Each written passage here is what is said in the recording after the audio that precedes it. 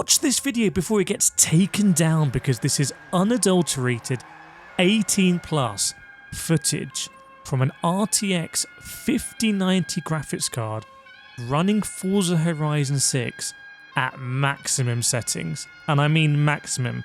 And I'm going to show you everything, but this is incredible.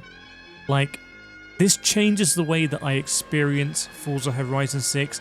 There's going to be a moment in this video that if it comes across, you're actually going to get goosebumps yourself, so keep an eye out for that. And yeah, I built this 5090 PC, horrendously expensive. Like, I don't recommend it for most people because of all the DLSS and stuff you can do these days, but here are the settings I'm running.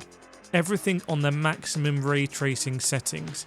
Got to be careful to keep it on ray tracing, and this is the result. And like I said, I'm going to tell you how it affects my experience of the game, my emotion when I'm driving the game. Now, let's start with ray tracing. I've been very cynical about ray tracing in the past, especially on Gran Turismo. I don't think it makes too much difference on Gran Turismo, but Forza Horizon 6 is a different game. I want to experience the environment in Forza Horizon 6. In Gran Turismo or something like iRacing or a proper sim game, I want to strip all that away because I want to be just me on the car on the track. But in Forza Horizon 6, I wanted to elevate my sense of immersion, my sense of curiosity. And I was thinking, the last time I've experienced this with a game is probably the original Just Cause game, where you would see mountains in the distance and your brain would go, I want to go there. Like, if you have a brain like me I'm curious, I want to experiment things, I want to see, is that possible? Can I do that? And that gets me into trouble. You can see me here in this lake. By the way, look at the tracks behind the car on the gravel. Like, there's so many small details I see in this video. And I drive into the lake and my car drowns. So this is like, a problem. Now, here, I just parked off the side of the road. We can talk about the grass, we can talk about the leaves, talk about trees, talk about the background. But obviously you have this cloud cover, and I thought, okay, well, I'll drive down to find it. And then I realised, you know what? I'm in Forza Horizon 6. I can just damn well drive to the thing down this hill. And that reminds me again of Just Cause, which is like, I see something, I want to go there. So hopefully you're seeing, maybe you were cynical at the beginning of this video, maybe you thought, he's talking nonsense, but I'm telling you, it did make me feel different. And here, do you have slight goosebumps? Look at the fog. Does it make you feel like you're in a kind of misty environment in real life? It makes the hairs on your back of your hands stand up a little bit. This is the sensation I really got here. The only ever time I felt stuff like that in gaming before has been in virtual reality, when I would drive through a sunny area, and again I would get this phantom heat on my arms. Now, if you played in VR and you recognise that sensation, put a sun emoji in the comments, and also make sure to follow me if you want to see more videos like this. I need to make more videos because I spent so much money on the 5090, it doesn't make any sense, so hopefully you're going to get some amazing videos from this channel. So I really enjoyed this cloud cover as an example of like how it can make you feel different.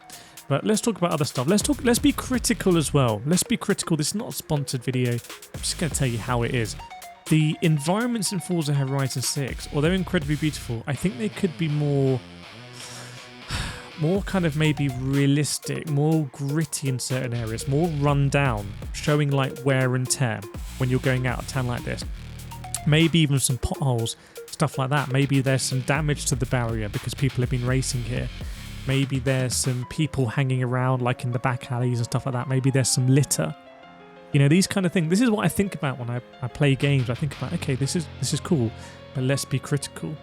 Also, when you're in urban areas and there's crowds, they don't really respond to you.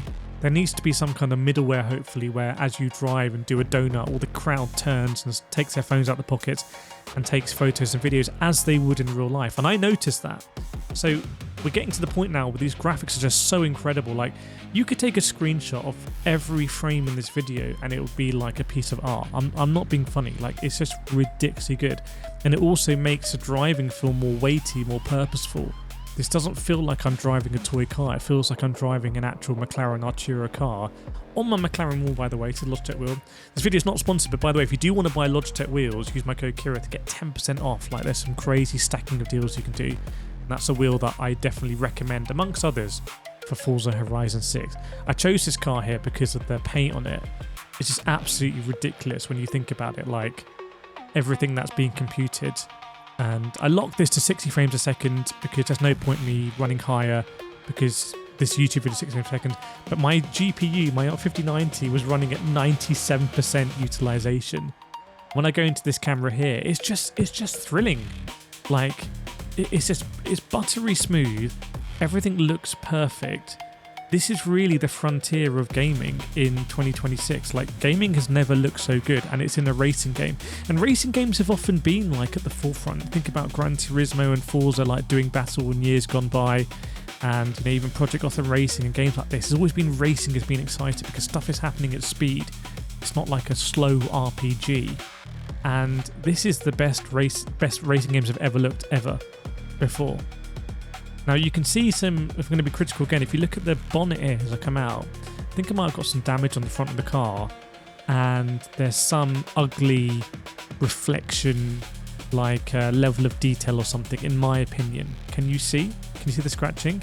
Imagine if that scratching on the car was pristine.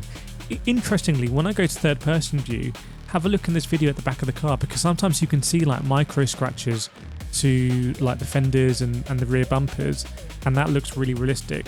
What doesn't look realistic, for example, is in other games. Like I was playing ASETEK Evo today, and I absolutely trashed my Alpine car at the Nordschleife. The car was all scratched up, no body panel damage.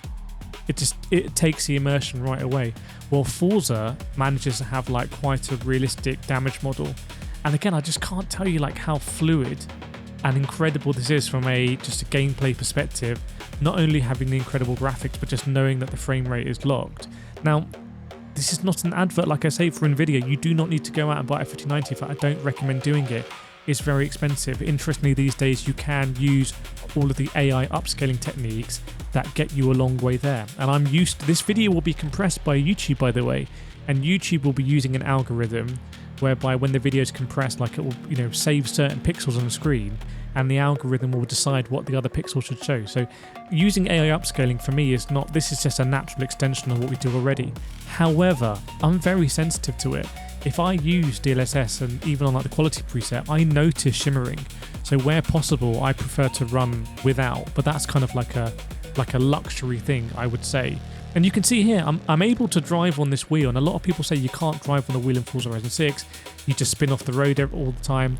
I'm clearly able to drive at speed on this wheel, and I do wonder if just having like this fantastic locked frame rate and everything looking super clear when it comes to picking out traffic. My background is I remember playing Test Drive Unlimited, the original one, wasn't going to say 2 or Solo Crown or anything, the original one I remember playing on my PlayStation Portable, PSP, where it wouldn't even render the traffic like until it was 10 meters in front of you when you're going like 200 miles an hour, which is a problem.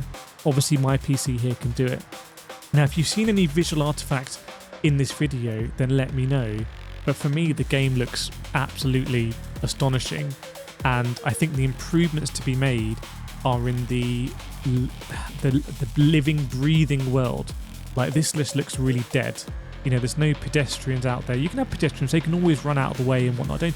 Don't turn into Carmageddon, but you know, this could be a much more engrossing experience with a few tweaks that I hope they add in the future. I hope they also expand the map to let us go to stuff like Mount Fuji. It'd be absolutely fantastic. So for me, this is kind of like just cause in 2026. Let me know what you think. Make sure to subscribe for more, and I'll see you in the next video.